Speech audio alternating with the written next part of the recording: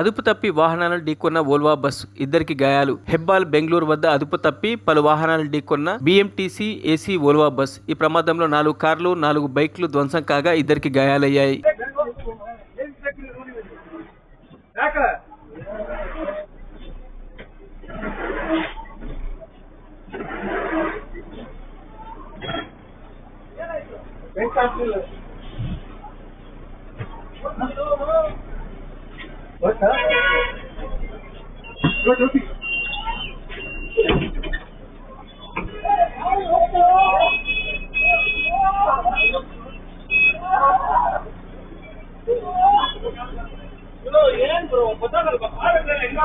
మరిన్ని అప్డేట్స్ కోసం మా ఛానల్ని సబ్స్క్రైబ్ చేయండి.